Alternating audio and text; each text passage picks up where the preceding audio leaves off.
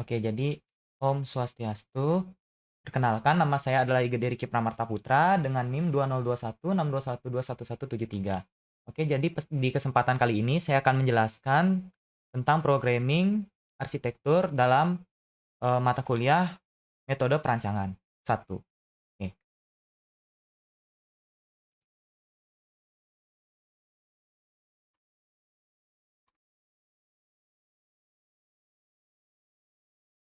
Pembahasan. Jadi yang pertama saya akan membahas di sini yaitu adalah pengertian programming dan pendekatan desain. Yang kedua adalah contoh bangunan. Dan yang ketiga adalah programming itu sendiri apa. Next. Oke, jadi yang pertama yaitu pengertian program. Program merupakan sekumpulan informasi spesifik yang berisi tentang persyaratan-persyaratan dari suatu kebutuhan, baik kebutuhan aspek isi maupun aspek wadah untuk diterjemahkan secara berurutan ke dalam konsep perencanaan dan perancangan, skema desain, pengembangan desain, dan desain akhir dalam kurung definitif. Oke, jadi pengertian pemrograman itu yaitu merupakan proses identifikasi dan pendefinisian kebutuhan dari suatu proyek dan mengkomunikasikan persyaratan-persyaratan dari klien ke dalam desain. Next. Jadi yang kedua ada program perancangan arsitektur. Yang pertama ada program fungsi. Program fungsi itu sendiri adalah kegiatan mengidentifikasi dengan menginventarisasi pelaku kegiatan beserta jenis kegiatannya. Dan kedua yaitu pemrograman ruang. Program ruang merupakan kegiatan menentukan kebutuhan ruang beserta segala aspek yang menyertainya. Yang ketiga yaitu program site. Program site merupakan kegiatan menetapkan lokasi site beserta deskripsi karakteristiknya seperti apa. Oke, lanjut. Next.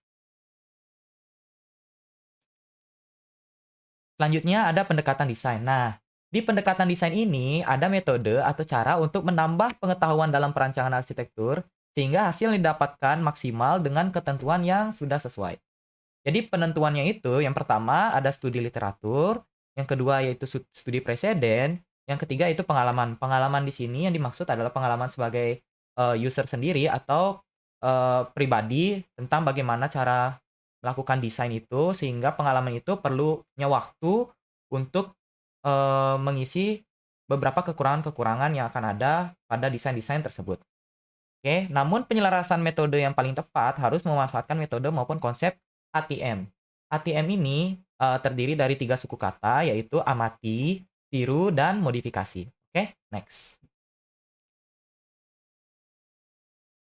Nah, di sini ada contoh bangunan yang telah saya lihat dan saya amati sesuai dengan kriteria-kriteria desain tersebut. Nah, yang di sebelah kiri itu merupakan bangunan 30 Merriax. 30 Merriax. Atau yang disebut juga dengan Genkin adalah sebuah gedung pencakar langit yang terletak di London. Nah, jadi lokasi dari bangunan 30 Marriott ini berada di London dengan gedung ini memiliki ketinggian sekitar 180 meter dan juga dengan 40 lantai. Ada 40 lantai bertingkat berada di dalam gedung ini. Dan 30 Marriott ini menjadi salah satu gedung yang tertinggi ke-6 di London dan menjadi salah satu bangunan yang memiliki arsitektur terunik di dunia. Jadi arsitek yang membangun dan membuat 30H Marriott ini adalah Norman Foster dan Ken Shuttleworth. Pendekatan desainnya menggunakan analogi spiral atau lebih tepatnya bola lempar. Oke, yang kedua yang di sebelah kanan itu adalah contoh dari bangunan Chicago Spire. Jadi Chicago Spire ini adalah bangunan gedung pencakar langit yang berada di kota maksudnya Chicago, Illinois, Amerika Serikat. Jadi bangunan ini didesain oleh arsitektur bernama Santiago Calatrava, Perkins, dan Will. Jadi ada 3 arsitektur yang merancang desain dari bangunan ini. Oke, jadi ketinggiannya kira-kira sekitar 610 meter dan memiliki 150 lantai di dalam bangunan itu. Dan bangunan desain ini memiliki pendekatan desain yaitu ikonik menara. Oke, next. Nah, di sini ada pemrogramming. Programming ini saya bagi menjadi 2 yaitu mohon maaf saya sepertinya facecam-nya menutupi. Oke. Jadi di programming ini ada 2 pilihan yaitu pengumpulan data dan yang kedua adalah pemilihan data. Untuk pengumpulan data sendiri terbagi menjadi 3 sub, yaitu yang pertama, tujuan bangunan. Jadi tujuan bangunan itu apa tujuan dari bangunan itu terbentuk, apakah untuk, penggunaan toilet atau, fasilitas perdagangan atau, yang lainnya. Jadi untuk peruntukan yang kedua yaitu peruntukan bangunan. Peruntukan bangunan ini diuntukkan untuk siapa? Misalkan perorangan, per kelompok, maupun, berskala besar sekalipun.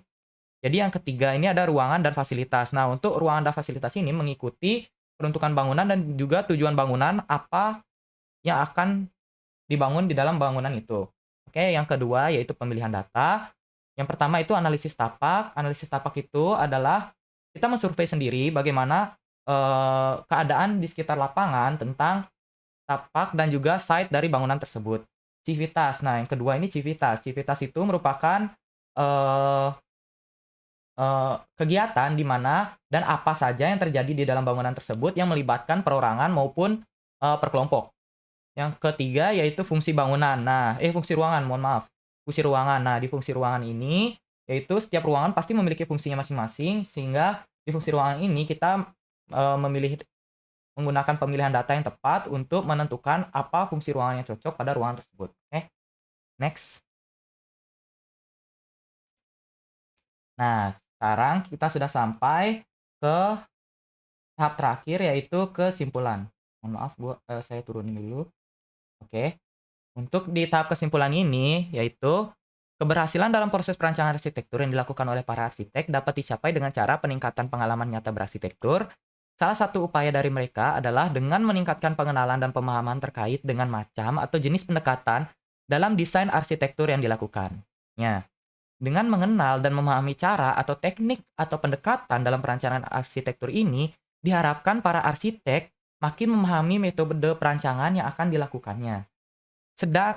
Sedangkan strategi peningkatan pengalaman berarsitektur dapat dilakukan dengan cara, nah, kerja praktek bidang arsitektur, kerja magang berarsitektur, dan mengikuti kegiatan-kegiatan kritik karya dalam berarsitektur serta kegiatan analisis studi kasus dari karya arsitektur yang ada. Oke, jadi cukup sekian.